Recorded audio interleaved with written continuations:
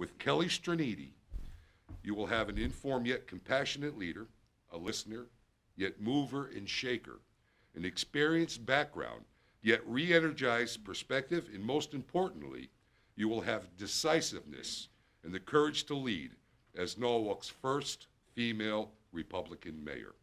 It is with great honor and a sense of pride that I nominate Kelly Straniti for the Republican mayorable candidate of Norwalk, Connecticut, and thank you for your thoughtful consideration. This is from Doug Hempstead. Kelly has demonstrated the ability to fight throughout hardships that life presents without giving up. She demonstrated that she knows how to lead. Kelly is a hardworking, family-oriented, and service-minded, and I admire her for those virtues. Kelly and I are close personal friends, and that we worked together on a lot of projects over the years with on the Common Council, and she does have so much integrity, and she'll bring all her qualities to the job. And what I like to say is that we all have our agendas, and we're trying to push the things that we want to get passed.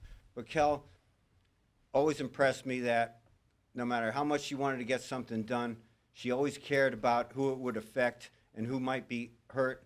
So if she was going to pass an ordinance about safety with massage parlors, tattoo parlors, all the things that, you know, for the public health and all kinds of things like that, she'd always bring in the businesses and see who got affected and try to put the consensus together and not hurt people just to get through her agenda. So I really admired her qualities for that. I may be a little biased, but I honestly couldn't think of a more better person to be mayor of the city of Norwalk. I know how much my mom loves this city, and I know she'll put 150% of her effort into making Norwalk an even better place to live. Thank you again, everyone, for this opportunity to let me speak.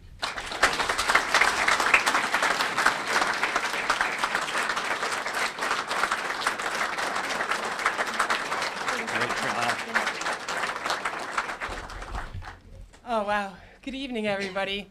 And what an exciting evening it is. You know, I knew that there was going to be people that are close to me that are saying things nice about me in the beginning, and I had prepared remarks for that on how to thank them, but I'm really, just taken aback by all the love and support and the friendship that I've received in the nominating speeches. And so thank you all, Doug and Jerry, for reading, Olga, Rich, and Emerson. And muchas gracias, Olga. I wanted to thank all of you who are here tonight, including my husband, Artie, and friends, supporters, members of the RTC. First Selectman Jim Marpy from Westport, who I've had the pleasure of getting to know over the last few months, and I'm really grateful that he's come out tonight, taken time from his busy schedule to be here to support me, to show his support, so thank you, Jim. And thanks to all the other elected and public officials who are here tonight and who aren't here tonight but have been so helpful to me all along the way so far. It's been a tremendous amount of support that I've received, and I really appreciate it, so thank you all. Now, 3 months ago, I made an announcement and I made a promise. I announced that I was seeking the Republican nomination for mayor of the great city of Norwalk, and I made a promise to reach out to the citizens of Norwalk to listen to their concerns, their hopes, their dreams, and their problems. And I've learned a lot while knocking on doors throughout the city, hundreds of doors, talking to so many of our neighbors over the last few months. And my journey over the last 3 months has confirmed much of what I already knew, that Norwalk truly is a great city. And what makes our city so great is its people and its diversity. Because our city is a microcosm of our country, representing all different races, ethnicities, socioeconomic statuses. They live in big homes and small, condos and apartments, shoreline mansions, and public housing. And yet, as diverse as our city is, I found that most people want the same thing, and they expect their government to assure they have it. What the people of this great city want is really not too much. It's pretty simple, actually. They first and foremost want to feel safe as they go about their business of going to school, working, playing, shopping, raising a family. The people I've talked to want a place that provides exceptional recreational opportunities for adults and kids alike. ball fields, sports programs, parks, and open space. They expect their city to provide a good education for their children with good schools, state-of-the-art equipment, and the capability to educate and challenge all of our children, from the gifted and talented to those with special needs. To provide opportunities to children who want to go to college, as well as those who want to learn a trade. The people I talk to want to be able to afford to stay here. They expect their government to run efficiently and avoid waste and duplication and keep taxes low. They expect their government to be approachable and accessible. They expect their government and its leaders to be responsive and responsible. The people I spoke with want to be able to live here, not just to raise their families, but to enjoy their later years in the same place they made their home. They expect their government to react to change, to take advantage of opportunities to prevent the city from growing stagnant. They would like their government to help create and facilitate job opportunities, and to take advantage of economic opportunities for its residents, both now and in the future. I've also learned that the Norwalk's voter is no one's fool. They know what their government is capable of doing, and they know what's not getting done. They know when it's not getting done. The other thing I've learned in the past 3 months that confirmed what I've known for years is the people of this great city expect leadership, and they expect it from their mayor. They realize that the office of mayor and the responsibilities that go with it is serious and important. They understand that the mayor is not just a ceremonial office or just a goodwill ambassador. They know that in order for the city to move forward, they need a hands-on mayor, a person who takes charge, brings people together, and gets things done. They need a mayor who's humble enough to listen, but then strong enough to act. The people I've talked to have, as I've gone door to door, have told me they do not believe they have that today. And I believe with all my heart and your support, I will be that type of mayor the city needs and deserves. And here's what I'll do. Number 1, taxes. I vow to be a mayor who will leave no stone unturned in exploring ways to reduce the ever-increasing burden of property taxes on our residents, especially our seniors. And as many of you know, and as you heard earlier tonight, we do have a senior tax relief program in Norwalk. And under my leadership on the ordinance committee, I expanded that program. And I believe it's been expanded again since.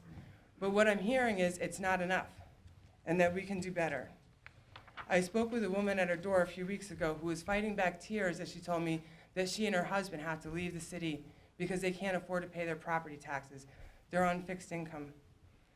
They have to leave the city that they lived in their whole lives and their home that they lived in for almost 50 years because they just can't afford the taxes. She told me what a difficult position it is to be in, to not want to leave, to think of all their grandsons' Little League games they're going to miss when they move, but they have no other options. And I believe that we have a duty as a community to help our seniors and help them find ways to stay in Norwalk. And as your mayor, I will lead that charge.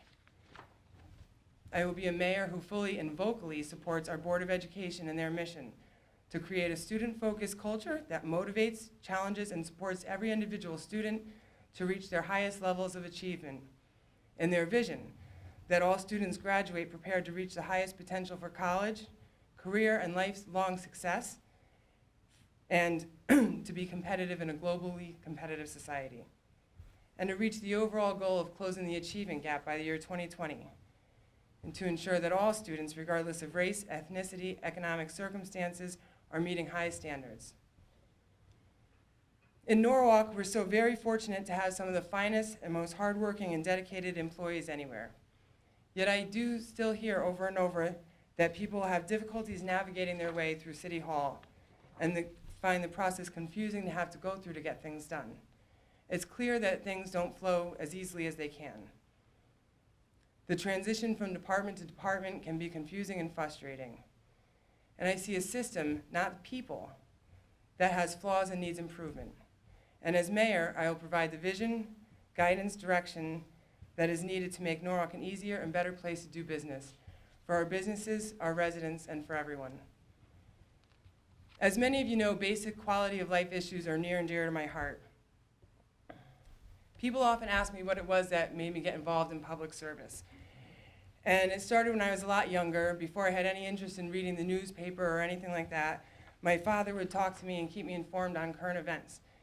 And just as I would get to the point where he was getting me all fired up about an issue, just as fired up as he would stop me and say, now Kelly, you go out and be the change you want to see in this world. Don't just sit here and talk to me about it at the kitchen table. Go out and do something. Go out and make a difference. And it was that which encouraged me many years ago to form the Broad River Neighborhood Association. We worked to improve and beautify the neighborhood, to foster a real sense of community, and successfully lobbied the city and the state, because 123 runs right through our neighborhood, to make some serious, desperately needed changes. Things that seemed to me like common sense changes. One of them was having a crosswalk installed on New Canaan Avenue. When Emerson was little, he wanted to go play at Dunbar Field over there. They had just built a new playground. But with the lack of a crosswalk, there was no way for him to safely cross the street. And after a lot of hard work, and unfortunately a tragic accident there, we finally did get the crosswalk. And I didn't forget about the importance of those quality of life issues when I served on the Common Council for 6 years. I continued to work tirelessly to improve our community in every way. Things like helping residents form a neighborhood watch and getting no parking signs installed on a cul-de-sac to help a quiet little road remain that way instead of becoming a favorite late night loitering spot. Getting a tiny little strip reinstalled on another road for residents, which they had tended to and planted flowers at and took pride in. These are issues I would continue to resolve as mayor. They're the things that make Norwalk, the 6th largest city in the state, still have that small town feel. And I understand that being mayor means making tough decisions that may not always be popular. As your mayor, you may not always agree with me, but you will know where I stand on issues that impact our community. You will know that I fully support a driving range and educational center at Oak Hills Golf Course, one of the many wonderful assets in our community, a public golf course that's open to everyone regardless of their economic circumstances. As your mayor, you'll know that from the beginning, I've been in favor of the concept of a mall at the 95-7 location. A great example of a project that got to the point where it was no longer feasible and then revised in a timely fashion to become something that will benefit our community as a whole, with jobs that it will generate, the growth in our grand list it will bring, and just the simple convenience for those of us who don't want to have to leave town to go shopping. Norwalk needs leadership and vision in economic development so that we get development projects which complement other redevelopment projects, encourage connectivity, and strengthen existing businesses. And as I said back in April, I do see value in task force when they're utilized efficiently. I believe the best use of a task force is to be clear that it has a specific task, that minutes and agendas for all meetings are posted on the city's website, and that it has a definite start and end date, which concludes with the committee issuing a full report of their findings. But at the end of the day, the buck stops with the mayor. And I will be a mayor who's humble enough to listen and strong enough to act. Norwalk is a great city, and it's been such an amazing opportunity and experience making my way around it, talking to so many of our neighbors. And though Norwalk's strength is in its diversity, the thing people expect from their governments are pretty much the same. And I believe with all my heart and your support that I will be the mayor this city needs and deserves. And so it is with great enthusiasm and gratitude that I accept the nomination to be your candidate for mayor. Thank you.